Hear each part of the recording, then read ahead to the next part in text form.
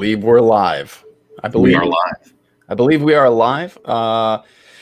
We always kind of take a minute right in the beginning just to get some feedback from chat, but welcome everybody. We just want to make sure everyone can hear us, see us.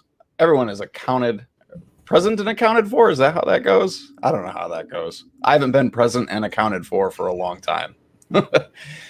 Addy Tooney in chat says live looks and sounds good. Awesome. Thank you.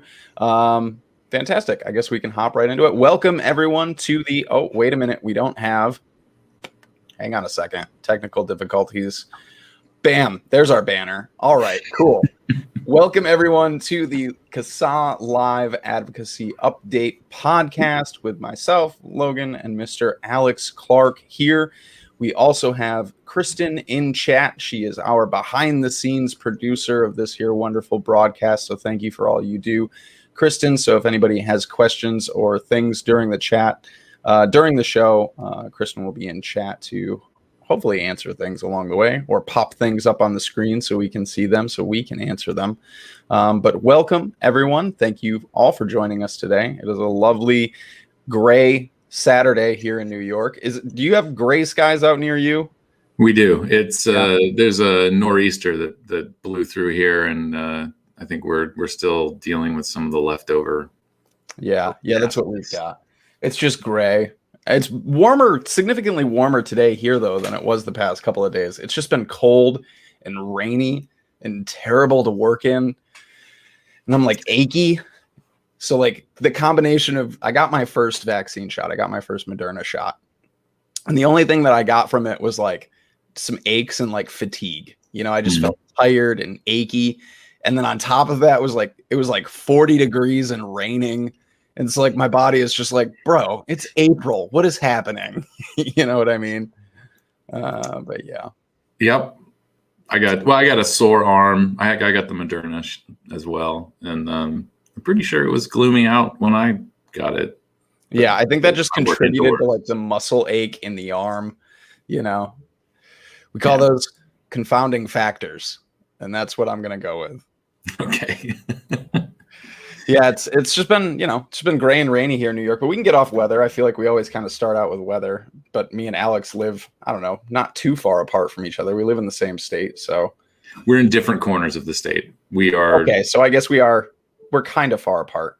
Relatively speaking, we are worlds apart. You have to drive through the Adirondacks to get here, and then when you get here, there is like you're basically in Canada between us. Yeah. Well, I mean, it's significantly closer than like here to California. Yeah. But either way, Ian says it's a lovely sunny day again in the UK. Well, share that sunshine, would you? Sunny but too cold. All right, we got to get off weather, you guys. We got to get off. Glad that the international audience has shown up. So thank you for being in the UK. Yes, thank you guys. All right, Alex. Well, I guess whenever you're ready, we will hand the floor to you for the legislative rundown. There you go. I got it right. So right to it. The legislative rundown. I feel right to it. I need an intro graphic with action. We need like music. Explosions and like action shot and Alex running from like the exploding car in slow motion. You can all use your imagination. So right off the bat here, for folks in Minnesota, some potentially sounding good news about a flavor ban. The last update that I read, there was no flavor ban language in any of the legislation moving forward. And so that is good news. At the same time, we are looking at vapor taxes being included in the state's omnibus budget. And this would be essentially expanding the state's existing 95% tax on nicotine to include hardware and devices and stuff like that. So it would pretty substantially increase costs to people who are buying open systems. And I have not been able to actually go through the language here, but potentially adding that 95% wholesale tax on the closed systems that you would find at a convenience store. So If you are in Minnesota, we have our call to action up and a handy dandy, delimited email list for all of the members of the Senate Taxes Committee. Shoot them an email. This is not, one of those easy point and click kind of things. You're going to have to do just a little bit of work, but just copy and paste all of these email addresses into the to section of your email. And we've got some talking points and a sample message. You're welcome to copy and paste this as well. And of course, as always, please customize it, add your story, and tell your lawmakers why this is important to you. We've given you some ideas, and hopefully they're helpful, but certainly you have your own reasons for opposing extra taxes. And in addition, we have all of their phone numbers, and I don't know that their mail form will sort of select out people not in their district, but if you want to give it a shot, you can contact them through their mail form. And of course, committee leadership is always a good place to focus your communications. We have the chair, the vice chair, and the ranking minority member here. All of them have phone numbers and email addresses. And so that is Minnesota. And if you need a refresher on why all of this is bad news for people in Minnesota, there's a great article from Reason that talks about research that was done showing that the 95% tax on just the nicotine. I mean, this is actually a relatively speaking kind of a small tax. It had a lot of impacts in terms of what kind of products were available in Minnesota or are available in Minnesota. But even this tax that had been worked hard enough by the industry to bring it down, that the interpretation of the law is that it is just on the nicotine content in a bottle of e-liquid. Just that alone managed to discourage 32,000 people from quitting smoking. So I know I think we bring up this study on just about every podcast, but it is significant and should be featured in your comments to lawmakers. So that is Minnesota. Moving right along, sticking around in the state of Minnesota, we have Bloomington, Minnesota is looking at a flavor ban. There is a public hearing coming up Monday, April 26th. All of the information is on our website, including handy dandy talking points to get you started in any emails or phone calls or testimony that you might provide. And there are some specific instructions here. Send your comments by email to tobacco@bloomingtonmn.gov. You can also call this number here, 952-563-4695, and leave a brief but detailed message. Again, handy dandy talking points to make that efficient for you. And if you are not a CASAA member, please join. It's free and we don't spam your inbox. So all the details for Bloomington, Minnesota are available here on our call to action, and of course, how you can get involved. Moving right along. This was an email that went out to folks in Montana.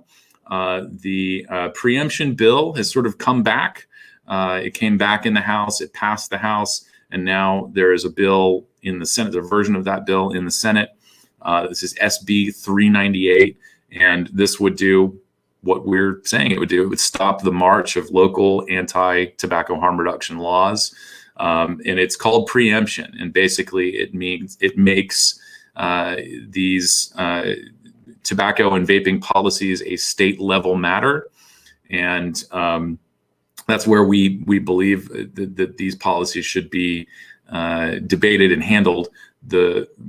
Taking this up at the state level means that the legislature, the state government actually has more resources to do their due diligence on how effective a policy like this is going to be. It also opens the discussion up to as many stakeholders as possible.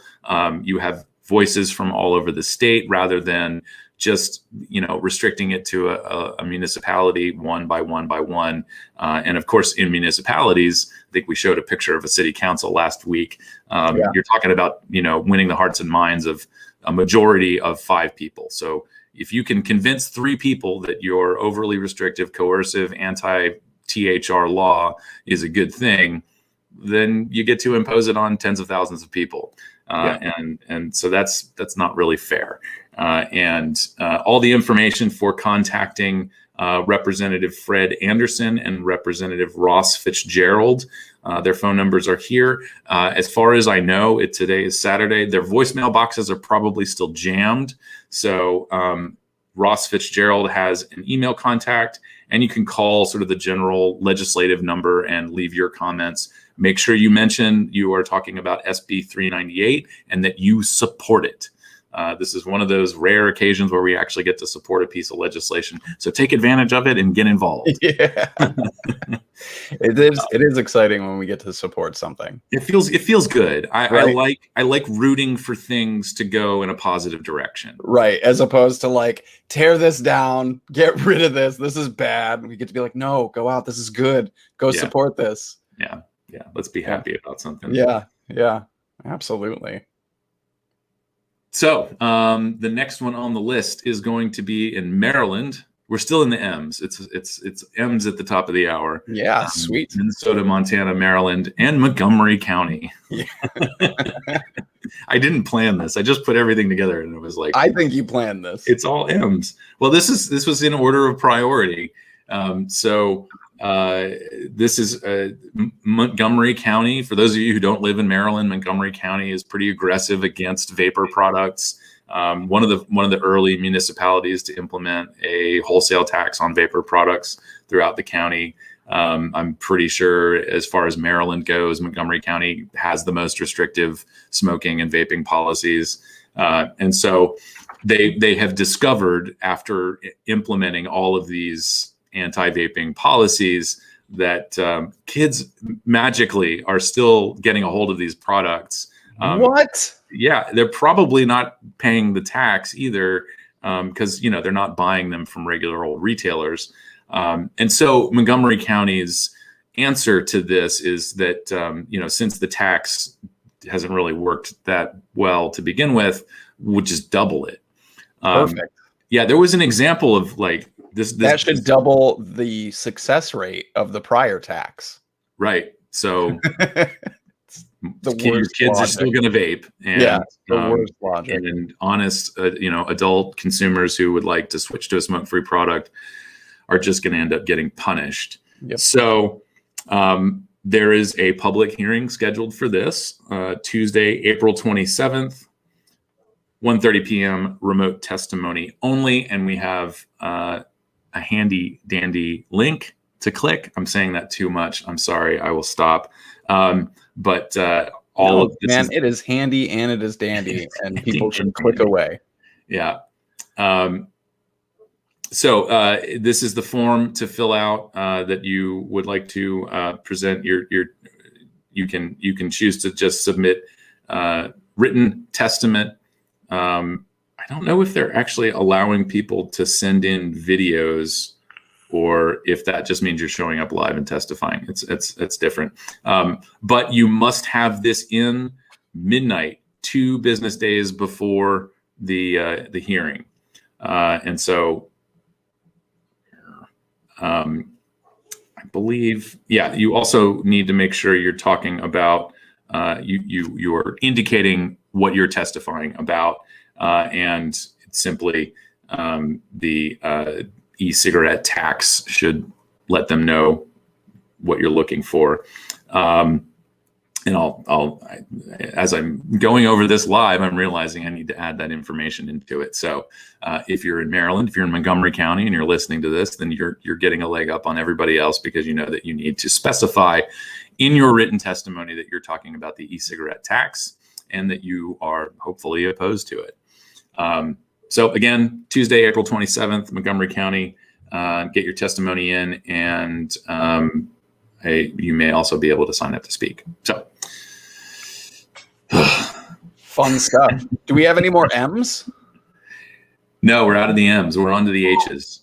Oh. We're on to the H's. So Hawaii, which is just always just a mess in terms of how things move. It's one of those places where like you kind of have to be engaged in their legislature, I think, to really be on the ball and up to date with what's going on. Bills go through like several committees on both sides of the legislature.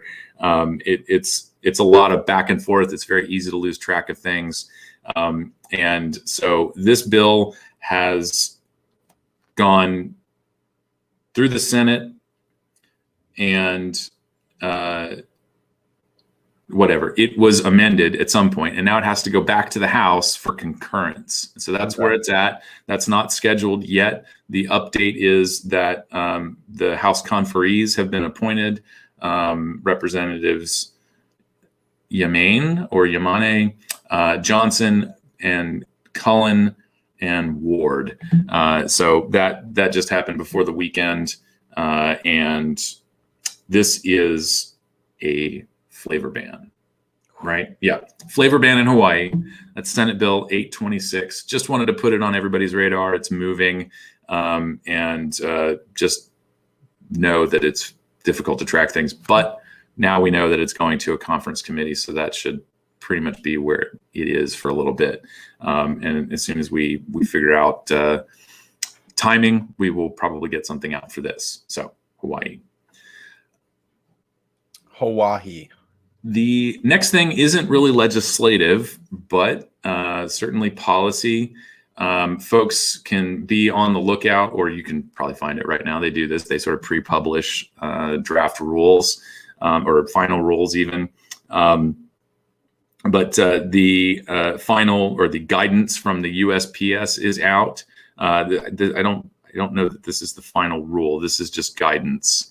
And so something to look over for some consumers. You might find this very interesting to kind of figure out what your local brick and mortar shop is going to be going through coming up here. Excuse me. But one of the interesting things about this is that I don't believe it. I don't know if it's discussed in this document, but the USPS is expecting a lot of applications to be able to ship business to business. And so sorry, I just completely lost my thought. Oh, it's a very similar thing to what we were talking about with FDA and PMTA in that, the agency, when they did their, I think it was part of their cost benefit analysis or what they were expecting in terms of applications. I think it was something like 5 applications in a year. They have received millions. Yeah.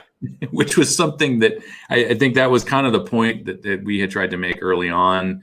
Was that the FDA really does not have a good estimate of what's out there, and that of course the regulation itself is not very realistic, and some attention needs to be paid to all of the people and all of the businesses and all of their customers that are going to be affected by this logjam that's happening now, and the multiple years it will take to approve things.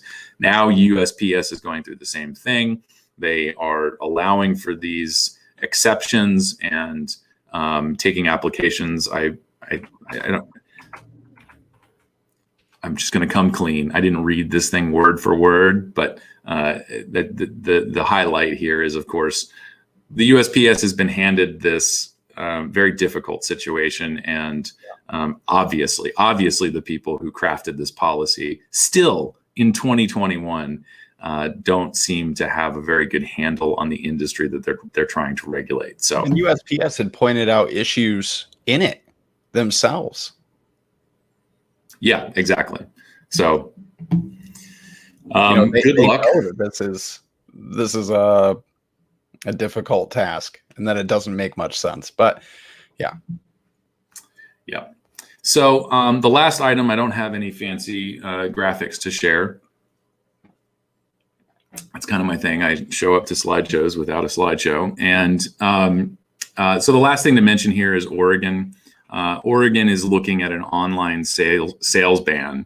Some people may note that Yes, the PACT Act affects everything. We have private carriers jumping into this, and it's going to be a challenge for everything from consumer business to consumer. Shipping is not likely to be a thing. Certainly not right away. Right. So on its face, this feels like redundancy. It feels like redundancy, but there are still opportunities at the state and local level for shops and for shops to do delivery sales. And that's certainly something that we know now with all of the adjustments that people have made for the pandemic, that's certainly possible. At the very least, you can do curbside pickup. But Oregon is going to ban online sales. So this, as far as I understand it, is one of those instances where everybody's just kind of over a barrel, and that the negotiations have resulted in something akin to a compromise here, and that is giving up online sales in order to preserve flavors. Which, depending on how you see that, it's not much of a win either way. No. Yeah. I would, however, rather see people having access to a variety of products that help them get or stay smoke free. And I would prefer it if people living in remote areas or people who are just not in a position to get to a vape shop to be able to have those products delivered. But this is kind of it's one of those. You kind of have. I don't have any optimism or hope to share here. It's just it's unfortunate that Oregon is taking this action, and it's unfortunate that a lot of people are going to be left out in the cold. So there is no engagement for this on our website. This is one of those things that has just sort of, it's a negotiation that happened. I don't know what folks in Oregon have seen or heard about this. I have spoken to one contact who was in the industry and is very active in the advocacy, it's an unfortunate situation, and this is just one of those instances where something had to give in order to keep something else. Yeah. So just a brief update there out of Oregon, and herein ends the reading of the legislative rundown. It just that trade-off is terrible. And again, we talk about this week after week, that it almost never stops there. Yeah. That's the fear, is like, okay, we'll give this up to keep this other thing, but come next year or another year or two down the road, they're going to want that other thing that they wanted before. So just waiting on the flavor ban to pop back in then. Yeah, it'll come back around. I also, I can't share the hope and optimism, but I do burn a little candle that, hopefully in the not too distant future, people's understanding of these products starts to change. Yeah. Sorry, I'm multitasking. I'm trying to get the link to the. You're fantastic at it. I'm a terrible multitasker. I saw the comment that the link to the Google Doc is not shared. I did not put that in a public thing. So here is the actual link to the USPS guidance in the Federal Register. If that link doesn't work, call Congress. So yeah. We're moving on to the next thing. I see. We've got it in the other chat. We'll drop it though. Okay. So on to the news. On to the news, the fun stuff. This is the part where I scream in the inside. Well, no, this is because we're going to start. This is a good one here. Yeah, we're starting with good news. Oh, thank God. So this is from researchers at Penn State College of Medicine and the Virginia Commonwealth University. I just wanted to make my little crack about this is from Hershey, Pennsylvania, the sweetest place on earth. Oh, there you go.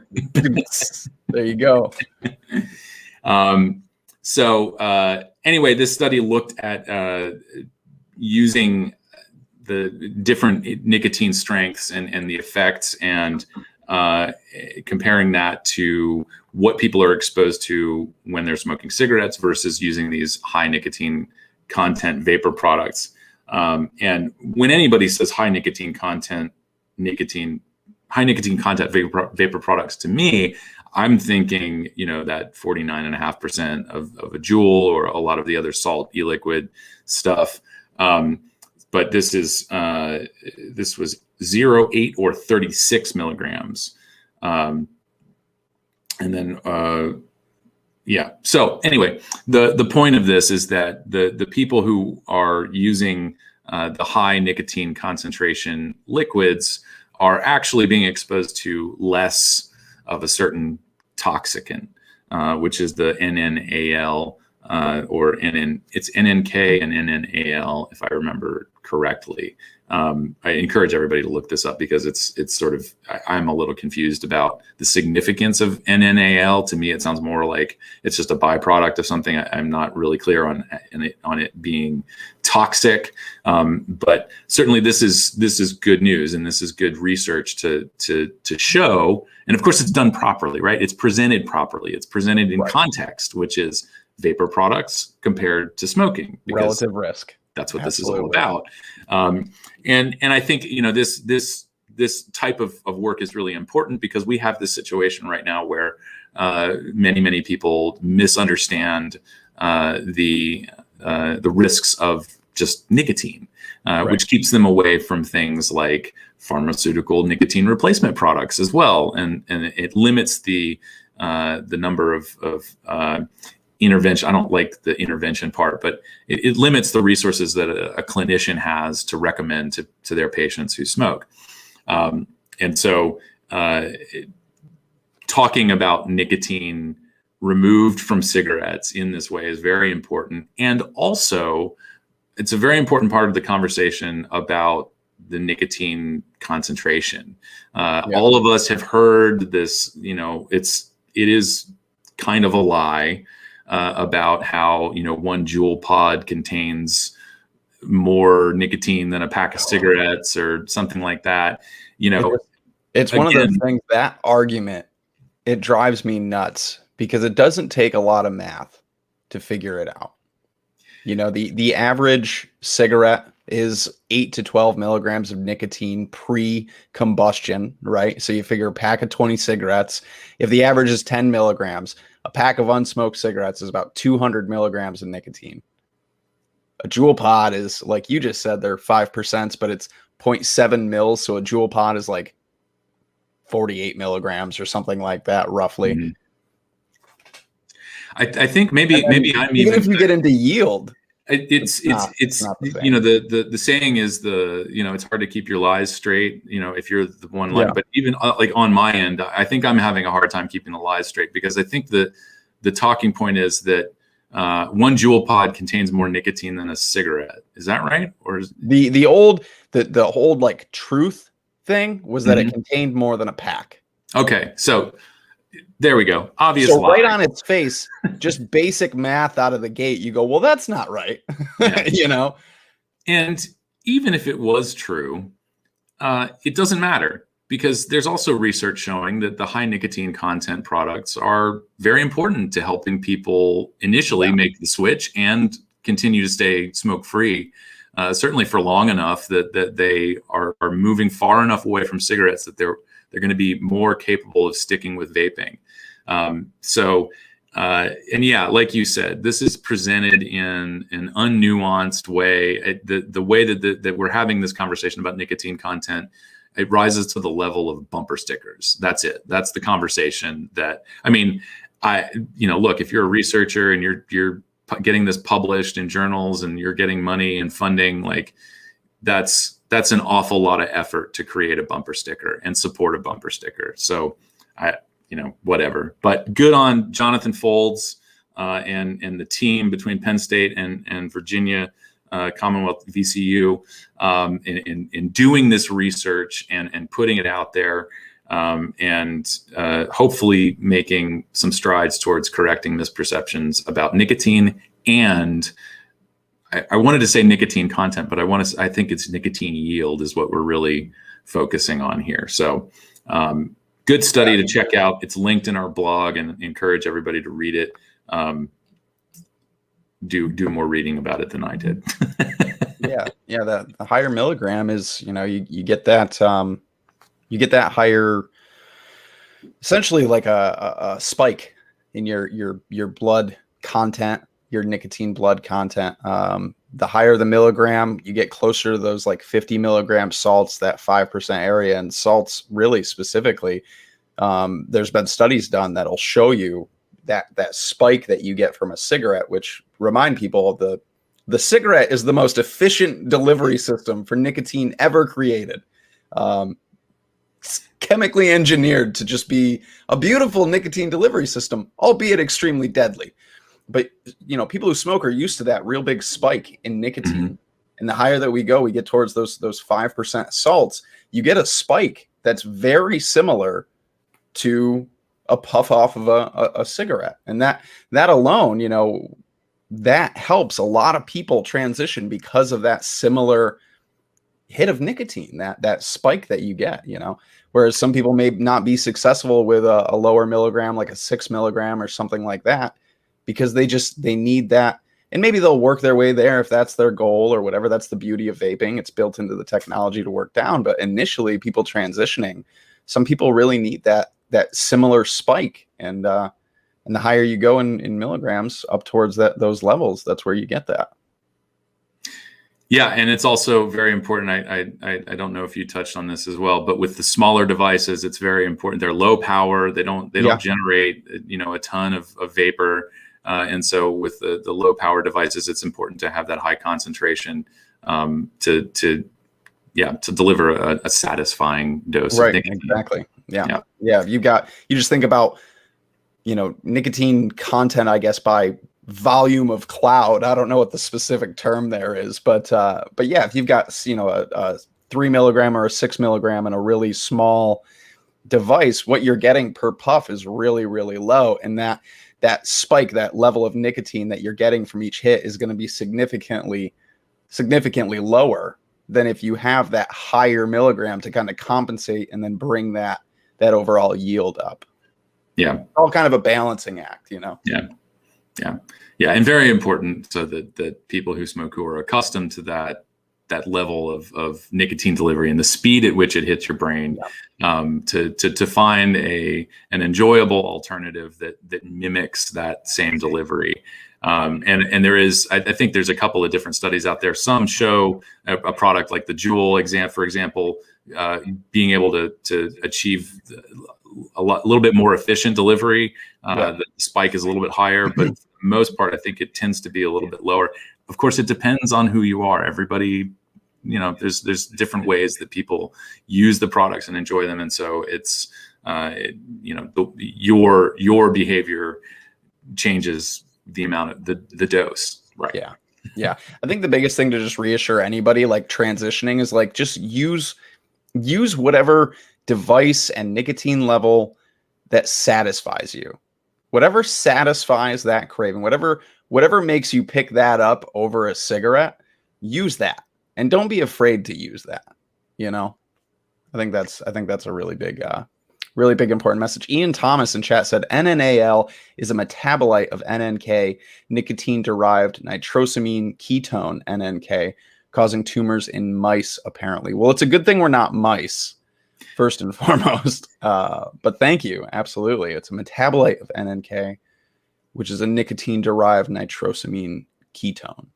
And I'm assuming, like all things, the dose makes the poison. Sure. Yeah. So, there's that. Absolutely. Thank you, Ian, for clearing that up for me. even with water. Yeah, exactly. Even with water. Yeah.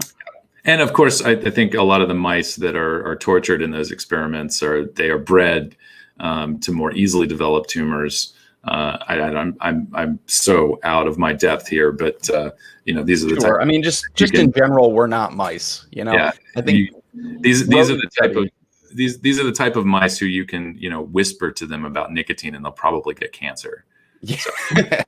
Well, half of them are just so inbred to the point where it's you can just predict that most of them are going to get cancer, even if we don't do any experiments whatsoever.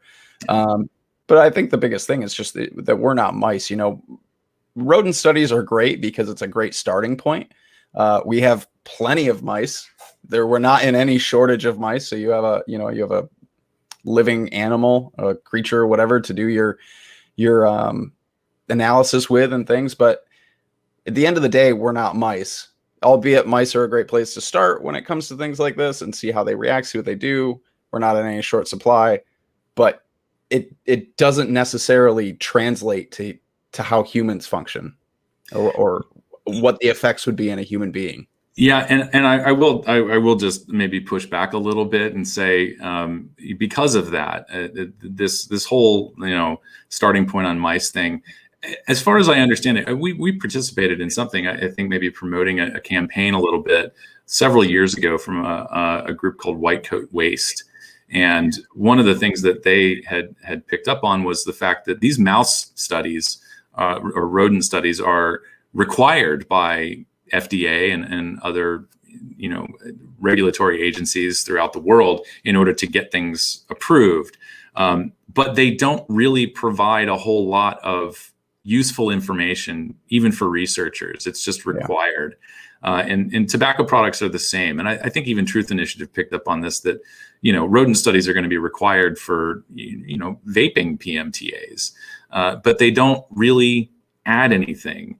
And so it's an unnecessary amount of animal abuse and torture. And it doesn't really add anything substantive to the literature or somebody's application. So I think we just use mice again, just because, they're a small, complex life form, organism, and we're not in any short supply of mice. But it absolutely is, an animal rights issue. It's an animal abuse issue, and it's just unnecessary. Like there's not a lot of value added to any of the research, just from what mice decide to do, Yeah. Especially when we have, potentially activist researchers who are, doing things like drowning cells in heroic doses of nicotine that no one actually exposes themselves to on a regular basis.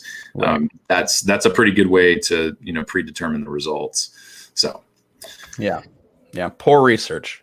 Yeah. So anyway, it started out as good news, and we'll hold that in our hearts as we move forward, because the next part I'm going to cherish it. Thank you, Jonathan Folds. Yeah. Well, we'll stick with the theme here of Jonathan Folds in Penn State College of Medicine in Hershey, Pennsylvania, the sweetest place on earth. And I wanted to highlight this in our, I don't think we had this linked in our blog, but this is a response from Jonathan Folds to a case study that was published in the British Medical Journal. This is from a 21-year-old woman who presented with a lung injury, and the write-up here concludes that it is a vaping-induced injury. And I can't read the case study because it's paywalled, and Sci-Hub isn't working right now for me. But Jonathan Folds' response to this is very clear. Let's call it what it is: THC volley. And so, just reading through, quickly here, it appears that the authors of this case study bought into the whole vitamin E acetate thing, or I'm sorry, bought into the whole vaping is vaping and it's nicotine, and that's the big problem. But again, just this is actually from last year. But again, we need more respected researchers to speak up and push back against bad writing, bad research, bad propaganda, and just let's be clear. The lung injury cases were caused by vitamin E acetate added to illicit THC vapor products, and we'll get into. I think I had imagined, we got a tweet request from at T Navarro 74 on Twitter. Thank you, Tom, for reaching out and asking to discuss the fallacies of and the falsehoods, the lies of EVALI. And so I figured, for people who may not be familiar with this, I'll just give a little bit of background. This is in reference to lung injury cases that started happening actually in the summer of 2019. I think I know Jim wrote some excellent stuff on this. Leafly is a cannabis news site. They had been covering this 6 months before, I think, the first incident, and they were covering it. It's a new additive to legal cannabis products and any cannabis product, and it was called Honeycut, and it is this vitamin E acetate that you can add to the liquid to thicken it up. I remember when Honeycut's site went dark. Mm-hmm. Yeah. Yeah, it was pretty quick too. Yeah, it was really quick. They just stopped. Like I believe the entire site just kind of like went dark for a gone. While. It was once they were identified as a seller of this ingredient, it disappeared. Yeah. And so just for the background, the first cases I believe were reported in July or August, maybe in June, and then as the summer went on, there were a few more reports, and then we saw this cluster of, I believe, teenagers.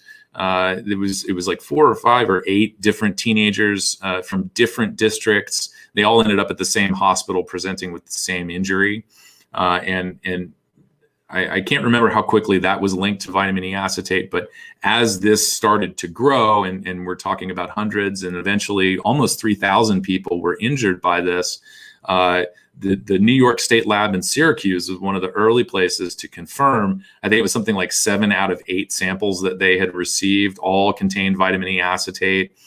Some of those carts were just vitamin E acetate. And that's pretty scary too. Yeah, I mean, it's like straight vitamin E acetate. That was the entire cart.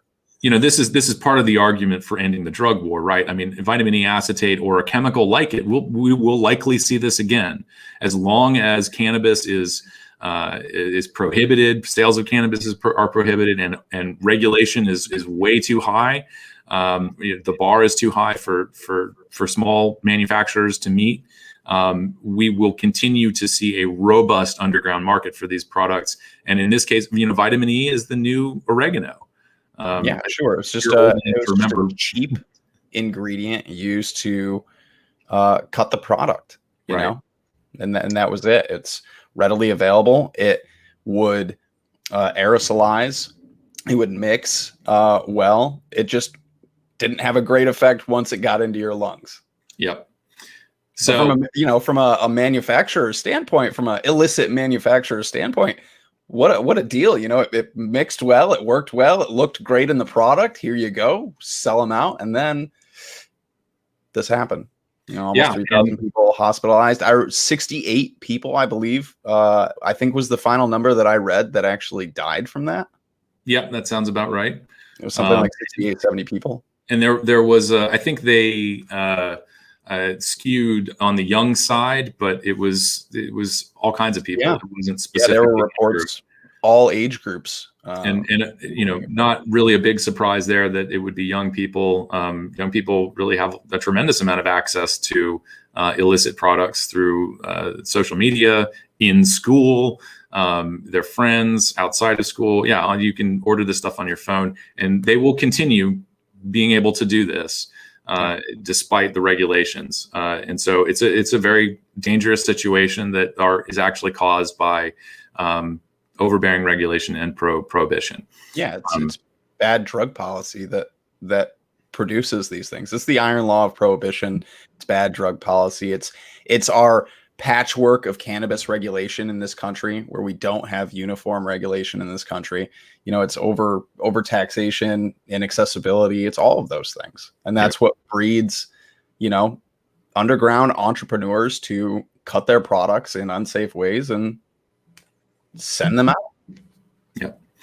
So I know that this I feel like we're kind of flunking a dead horse sometimes.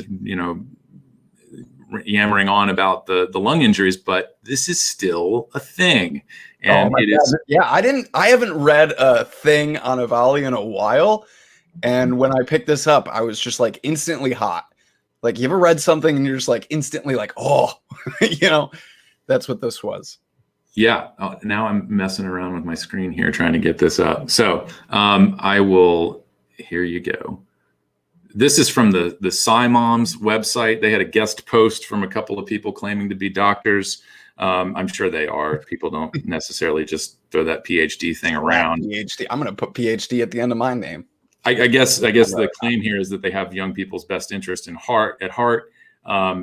But they are woefully misinformed. And this entire, I'm not even going to quote this or read it. We're just going to go through it really quickly to show you that there are actually words on a page. And this is a really horribly written article that conflates vaping right there, and THC products the entire way through. This is the part really that drives me nuts. If you scroll back down, there's a section and it is titled, keep going, why was vitamin E acetate allowed in vaping products? Yeah, there we go. Why, Alex, why was vitamin E acetate allowed in vaping products? Because it's vitamins. Oh, right. Perfect. Is that the correct answer? You double jeopardy, bro. You win. I mean, I'm going to have to go Google this. I don't have any faith in my answer because I think it has something to do with the fact that the FDA doesn't regulate THC. Right.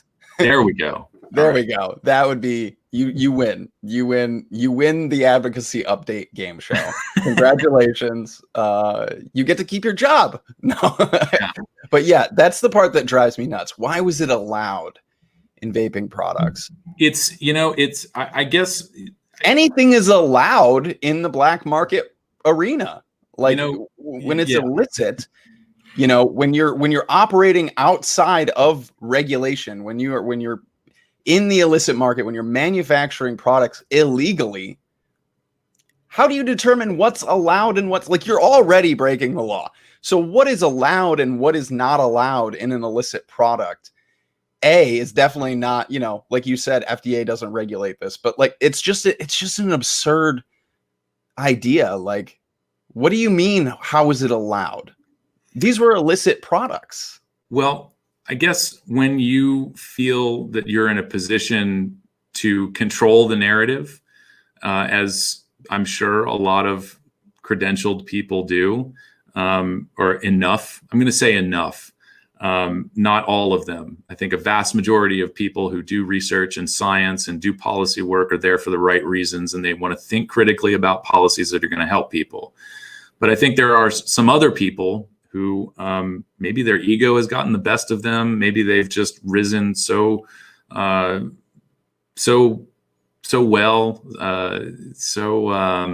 what's the word I'm looking for? It's like righteous, but whatever. You've risen righteously to your position. You've gotten your tenure. You're high ranking in whatever association. People know you. People trust you. So when you feel that you're in a position to control the narrative, you can say whatever the hell you want. Yeah. And you can put those fancy credentials behind your name and people will believe you and trust you. But at the end of the day, these two authors here and CASAA for hosting their drivel are complicit in misleading people about a very dangerous situation that we will see again. And so, yeah, I guess that's my thought. Yeah, no, you're absolutely right. It's just, that was one of the things, like the idea that it was allowed, like, is just so nonsensical to me. This is clearly from people that do not understand the products to begin with. They don't understand markets. They definitely don't understand the illicit market. And just conflated a whole bunch of stuff together to drive the narrative, like you said, to push their narrative. And let's be really clear about something else. This is part of a campaign. I don't for a second believe that the authors were inspired to write this. I think that they were probably contacted by a PR firm and asked Would you put your name on this article, condemning vapor products? They might have looked it over. I don't know how much background they have in this specific issue. I think one of these folks has their background is in pulmonology, so certainly they may be up to date on things. So yeah, we got toxicology and pulmonary health here, pediatric stuff. So maybe they know a little bit about the products, but they certainly don't know enough about the policy issues and what they are feeding into. So this is one piece of a much larger campaign that we see in state laws, that are bills that are being run through legislatures now, tying these lung injuries to nicotine vapor products that weren't actually harming people. Yeah, it is part of a specific campaign right now, and this is just sort of the latest version of a narrative that's been around since 2009. Yeah, lung injuries just in general. And so I prepared a little list here of all the stuff that we've heard for the past 11, 12 years. And so this really started back in the late 2000s. There was some research that came out showing that when you vape, it irritates your throat and your lung tissues. And of course, this is, as usual, is presented without context. That very mild irritation is temporary. Your body can adjust to it, and it's not something that's leading to permanent damage or lasting harm or anything like that. You may experience similar irritation, I don't know, depending on where you live, depending on what your job is. It comes and goes, and it's really not something to be all that alarmed about. Certainly not something to craft policy around. But it's any good propaganda is properly seasoned with enough truth that you can say, oh, this lung damage here, and look at these studies. And someone reads it, it irritates the lungs, and fine, okay, that must be true. We should take some heavy steps here. So that is a line that is still with us today, and it's based on research done 10, 12 years ago. The other thing that sort of popped up I think I just ballparked it at 2010. Some of the European folks can correct me on this, but there was, I believe, one case of what was diagnosed as lipoid pneumonia, and I think it happened in Spain. I don't know if this is the earliest case. I want to say Spain. I could be wrong. Italy did some really bad things with taxes as well, sort of in response to one of these events. Forgive me for getting confused, but it was a long time ago. It was a cut you a little slack. But I can't exactly remember what this person was vaping, but it wasn't. I don't remember it being a commercially produced e-liquid. They were vaping something that they shouldn't have, and they ended up with lipoid pneumonia. And so that lipoid pneumonia thing, it's got too many syllables, so it's not all that catchy, but it's an issue. It's going to be an issue. It's still an issue, I'm sure, in THC vaping. Anything where you're introducing oil into your lungs, you could develop lipoid pneumonia. I'm not. Not a doctor. Dose makes the poison. Our lungs can handle things. Just don't push your luck. I think that's some really common sense advice there. So anyway, that was the lipoid pneumonia was another thing that piled onto this. And then around 2014, 2015, we had the diacetyl or diacetyl. This is the flavoring ingredient that gives you that buttery flavor. And of course, at the time, custards were a real big thing. And also at that time, this was actually something that came from us. The vaping community, a researcher that we all know and appreciate his work, Konstantinos Farsalinos, actually did his research to find out, is how much diacetyl is in certain products. This is an issue of ingredient listing and consumers understanding what they're using. Also, let's think about what the real harms of this ingredient in vapor products might be. And the conclusion that he came to was people who vape e-liquids with diacetyl in it aren't likely to experience this popcorn lung disease. You would have to consume a lot of e-liquid to receive a dose over time in your lifetime that would require you to get a lung transplant or something like that. I think he also is, don't quote me on this, but I believe he's the one that raised the case too, that cigarettes themselves contain copious amounts compared to, whatever the highest level in e-liquid was. Cigarettes contain a significantly higher level of diacetyl as well. And that there's never been a case to anyone's knowledge of someone who smokes coming down or contracting popcorn lung. Yeah, because you die of something else earlier, right? Faster. Yeah, exactly. So yeah, that's a really good comparison. Also, another way to think about this is that where that title, that name, popcorn lung, comes from. It came from workers who were exposed to diacetyl over a long period of time. They're 8 hour, 10 hour. I don't know what the labor standards were in this particular factory. Certainly not the worker safety protocols were not in place to provide good ventilation or respiratory protection. But these are people working in a factory, don't know how much space they were in, but they were exposed to diacetyl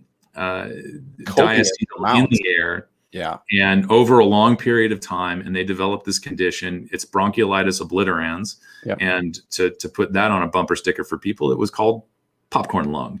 And then, basically we're talking about, actually, Kristen threw me a note here saying it was a dry powdered form of the substance, which I suspect would maybe even have higher concentrations of this. If it is just a powdered form of the chemical, then you're actually getting quite a big dose there. So we're talking kind of about 3 different states of this particular chemical. We're having the workers who are exposed to it as a powder. We have people who smoke are exposed to it via combustion, that's particles as well, smoke particles, and of course coming along with all the other stuff in cigarette smoke. And then you have people who vape, which are exposed to this in droplet form as an aerosol. So the different types of exposure, I think, weigh into any research that's done on this and how it's affecting people's lungs. And so anyway, all of that to say, this was something that the community debated quite hotly for a year or two. And it resulted in companies actually coming forward and disclosing tests that they had done to show that they didn't have diacetyl in their products, or that they didn't have over a certain amount of diacetyl in their products. There were companies that were called out and shamed and forced into changing their recipes. And it was one of those things where we all knew that as soon as the activist groups got a hold of this, it would be splashed all over the media and talk about popcorn lung and this. And sure enough, that is one of the things that the scare and shame campaigns tell the kids, that you're going to get popcorn lung. And I'm sure there are plenty of people out there who think that it's something like, do you know what cauliflower ear is? Yes. Yeah. Yes. They probably imagine something like what wrestlers get, the cauliflower ear. But in your lungs, and it looks like popcorn. That's not really it.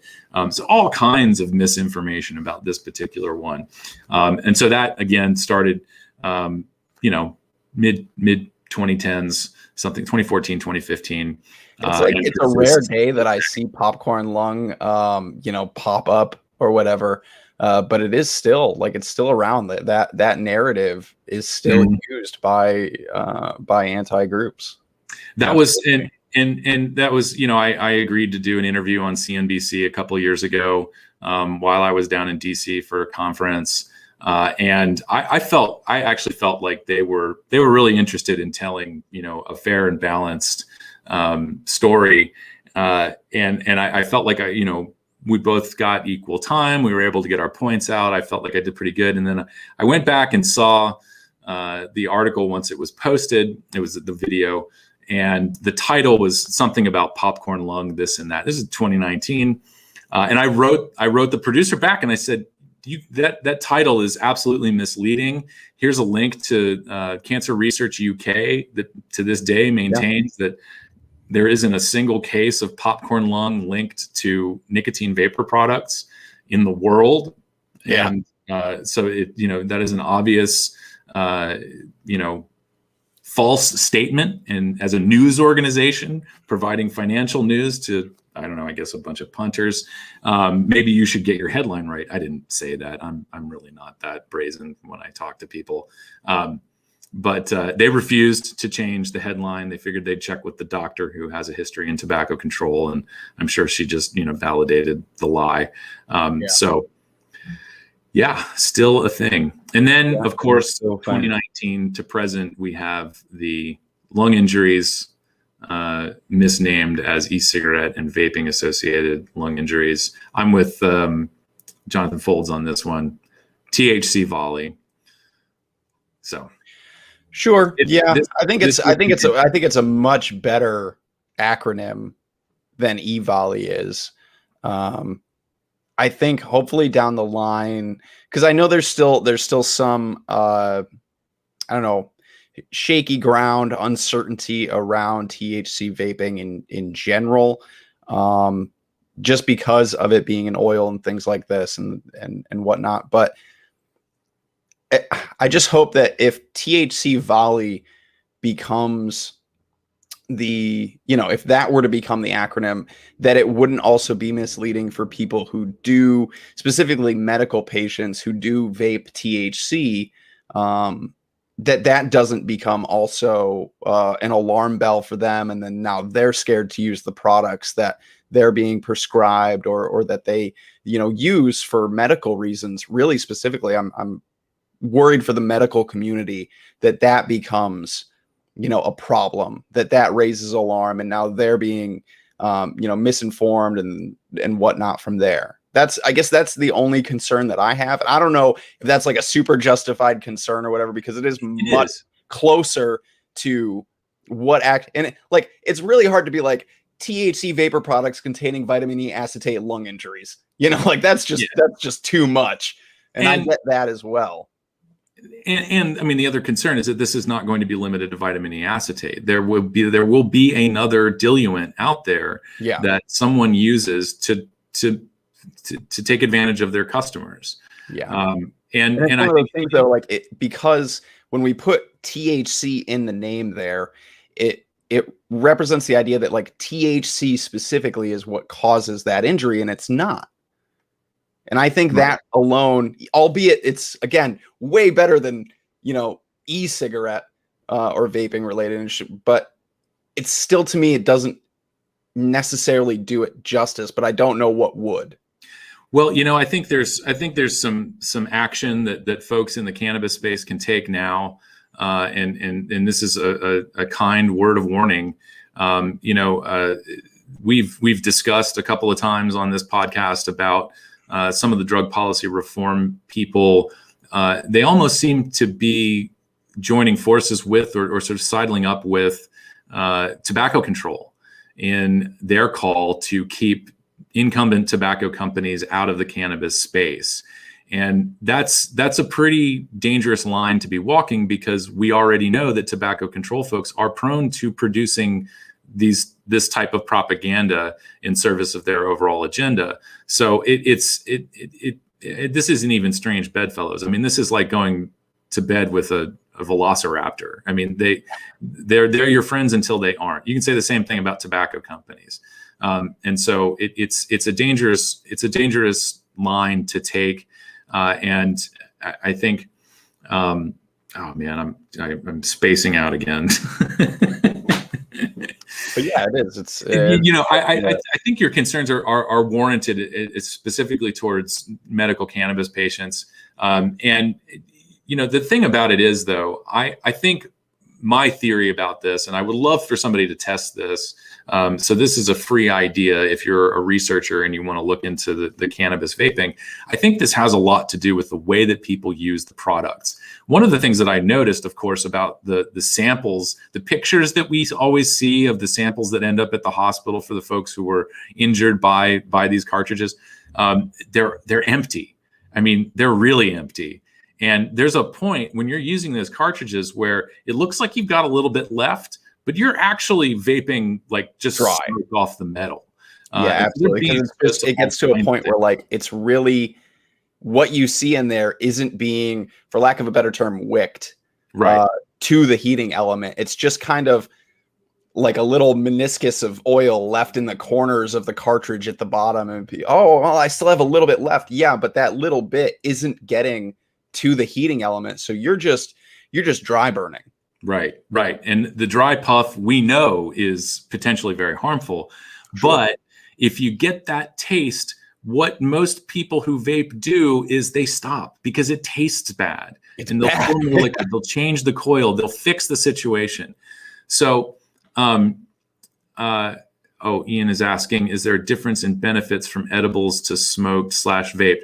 Well, unfortunately, we are talking about THC because of this issue, but we are not a cannabis podcast. So I don't have any advice for edibles and smoking and vaping. I will say, however, again, the effect of the drug depends on how quickly it's delivered to your brain. So when you're using edibles, it takes a lot longer to get there. And the very common sense advice is to go slow, give yourself time to, start processing what you've eaten.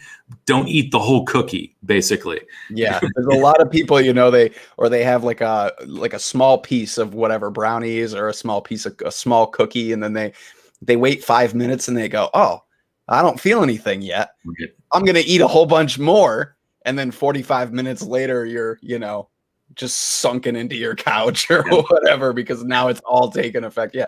When you're working with edibles or in the differences, there's definitely rate of delivery definitely matters. So go slow. But so one of the things that I have been thinking about since the whole lung injury thing popped up was patterns of use, or how people are using the products. Part of the narrative, the part of the misleading narrative about cannabis legalization and all of this stuff is that the pot that people are buying and selling today is way more potent than what the ditch weed that people were smoking in the 70s and into the 90s. So it's that kind of scare talk about how concentrated it is. But the part about this, when we have the stigma and the prohibition, all of the horrible things about our current drug laws removed, then we can start having conversations about appropriate ways to use drugs. And I would recommend anybody pick up Dr. Carl Hart's book, How to Use Drugs for Adults.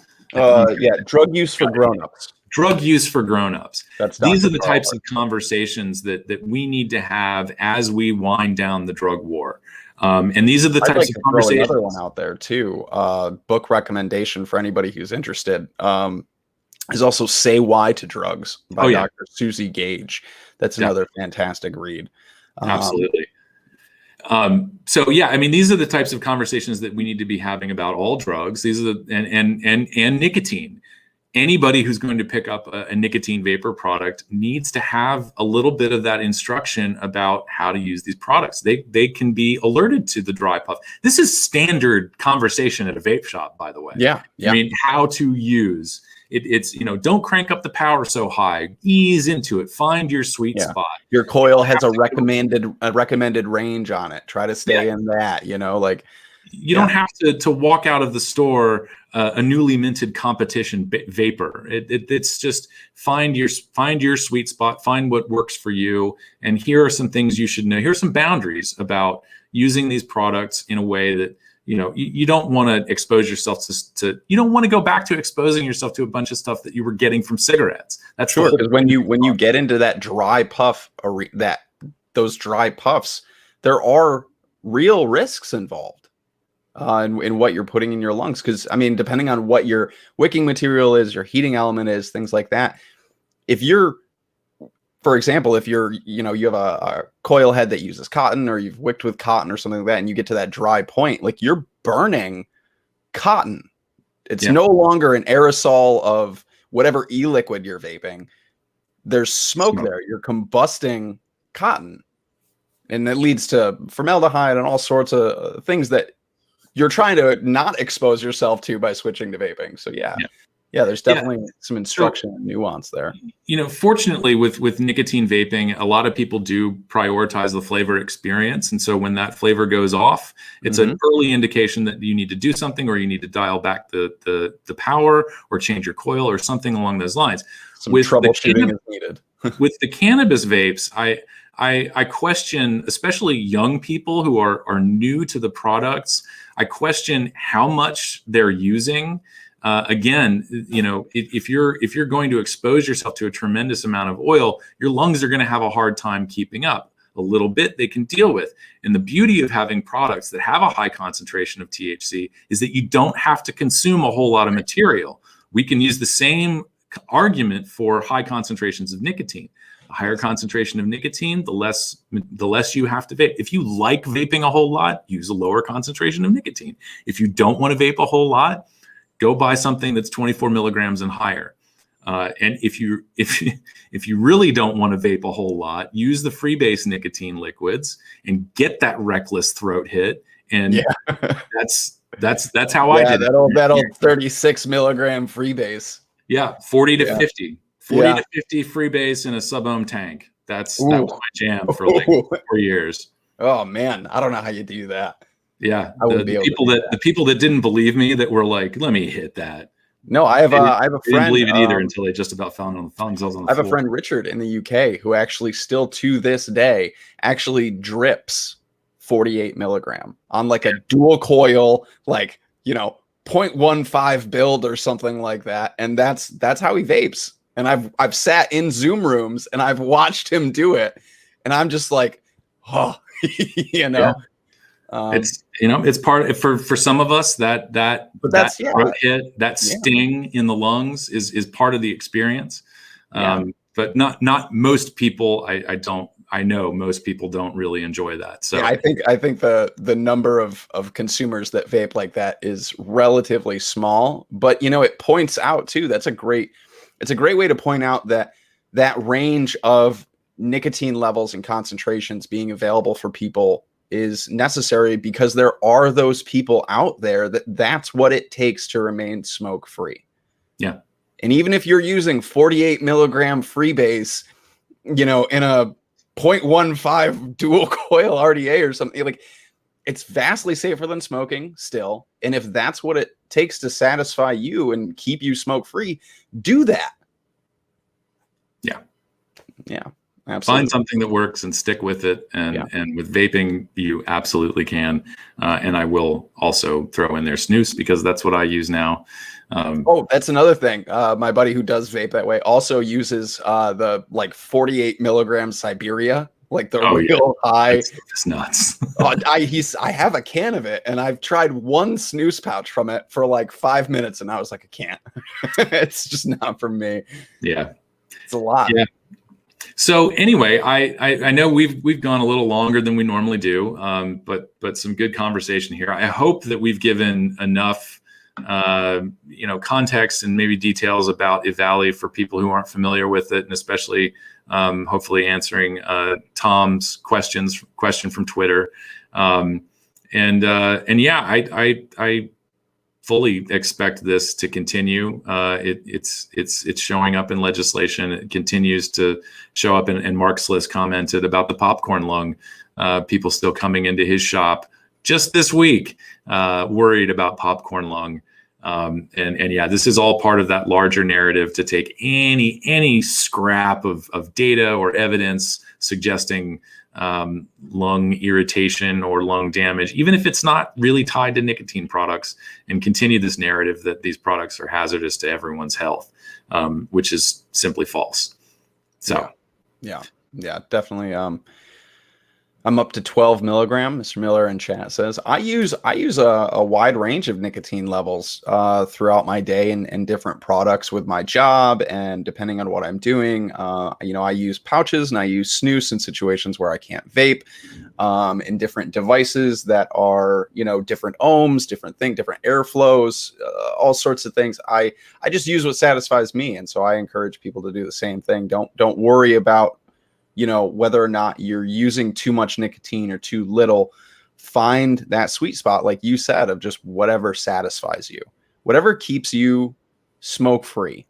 That's what's important. If you find a product that satisfies you, if you find, a sub-ohm tank and you use 3 milligram e-liquid and that helps you not smoke, that's fantastic. If you're like my buddy in the UK who drips 48 milligram on a RDA and that keeps you smoke free, do that too. It's all about finding what satisfies you and you not smoking. It's not a concern whether you're using too much or you're using too little or whatever. It is a concern if you're using too little and you're still smoking up your nicotine levels or whatever, but find what satisfies you. And that's where you go from there. Yeah. Listen to your body and absolutely. Figure it out. For sure. We are getting kind of close to the end, though, so I do want to put an opportunity out there. If anybody has any last comments, questions, things like that, please get them into the chat, and we'll do our best to answer them. I do also want to pose a question to the chat.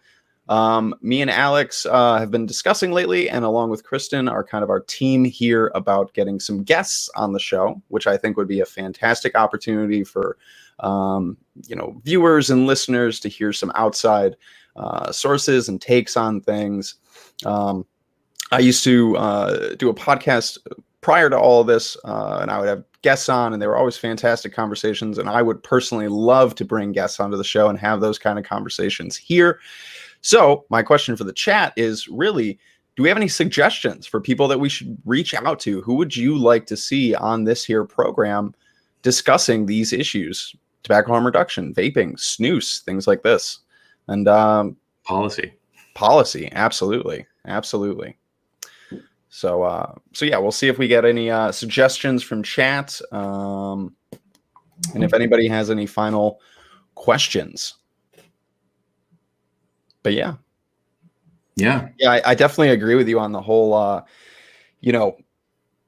Cannabis now has this. We're getting THC levels up and things like that. They're more potent than they used to be, which is true. It's really interesting to see. I think it's fascinating to see the levels of THC and where we've gotten with cannabis and CBD as well. And oh, my wife is here. Do you want to say hi to everyone? I want to interrupt. I didn't know if you were recording. Oh, well, we're live. Okay.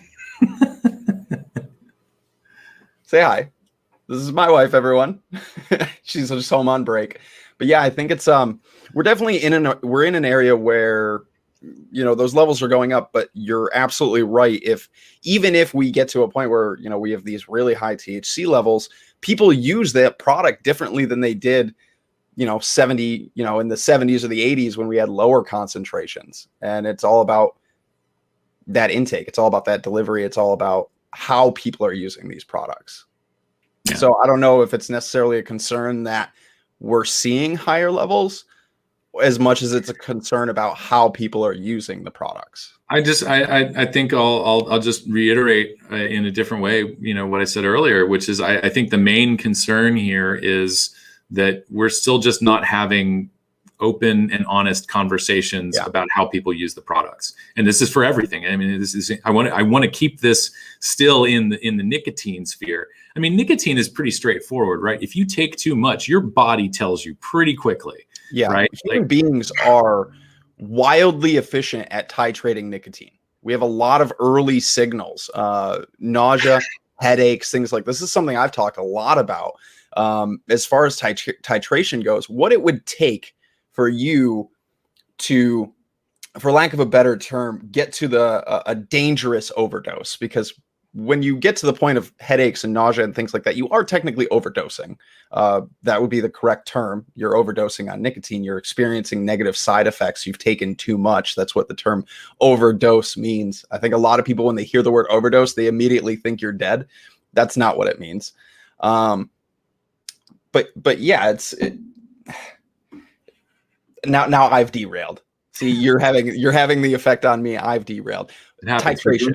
We're really good at titrating nicotine. What it would take if you were vaping to get to a point of a dangerous overdose situation. I mean, you would be hung over the toilet, vomiting, splitting headache, and in between whatever, you would still be just cranking. You'd still just be hitting constantly through that grueling process. And it's just so unrealistic that anybody would go and put themselves through that. Yeah. We have our body is really good at titrating nicotine. There's a lot of early signs like, whoa, okay, I've had enough nicotine. I'm good.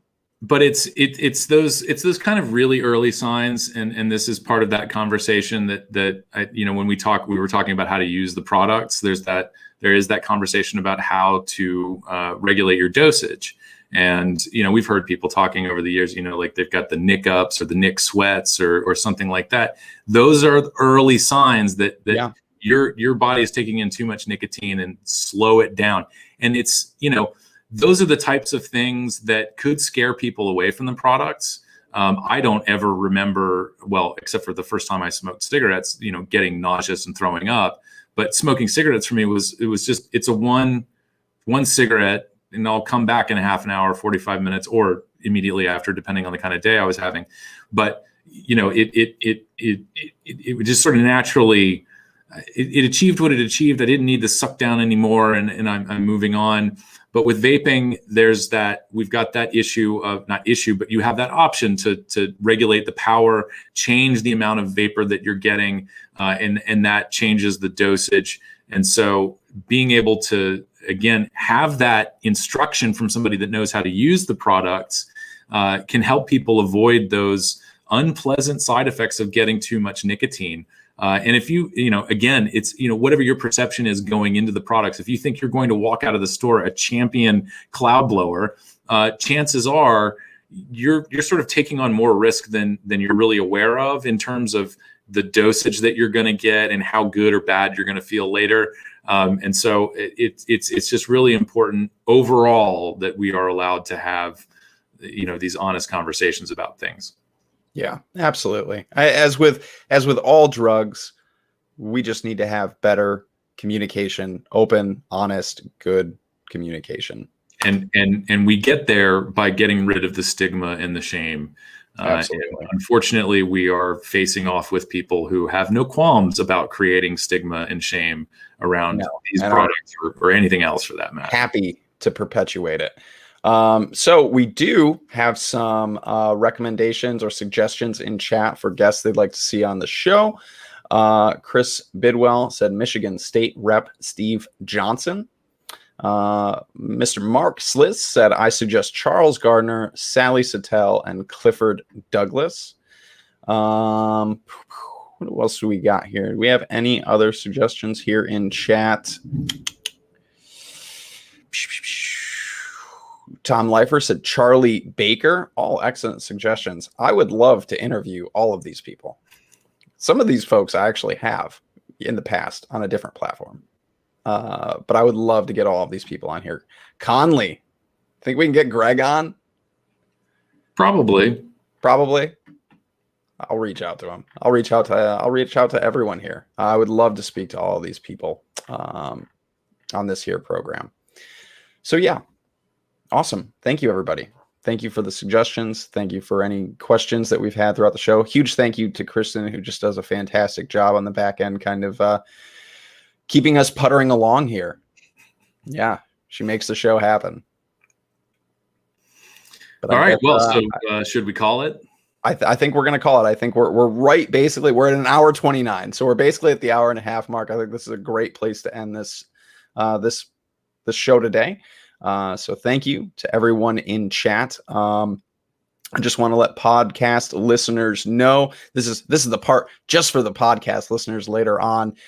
If you are interested in hearing and seeing the rest of this here program, please check out the links in the SoundCloud description for the Facebook and YouTube replays. What else do we have? Do we have anything else that we need to go over here at the end? I don't think so. I don't. I'm sure I'm so. forgetting something, but I'll just go with Either. I'm sure Kristen will remind me of something. Hit that subscribe button. There it is. Hit that subscribe button. Punch that like button. Just slap your keyboard and computer. Hit all the things. Share it around. Turn on that notification bell so that way you know when we go live. It is 4:30 Eastern, 4:30 p.m. Eastern every Saturday, and then time zones. From there, I'm going to let everybody else just plug that into Google to figure out your time because I'm terrible at time zones. I can't ever keep Central and Mountain. Like, I can't keep them, separate or whatever. I just get them confused every time. I can do Eastern to Pacific, and that's it. Everything in between, you're on your own. Everything in between. We're 1:30 p.m. Pacific. Everything in between, you're on your own. But I guess that's it. Join CASAA, please. If you haven't yet joined CASAA, please do head over to CASAA.org, CASAA.org. And I guess that's going to do it. I guess that's where we'll wrap this episode up. Thank you, Alex, for joining me and being here on this fantastic Saturday afternoon. Yeah, absolutely. Thank you to everyone in chat for joining us as well. And we will be here next week. Same time, same place to go over a whole bunch of new stuff. All right, everybody. Thank you guys. Stay safe. We'll catch you next week.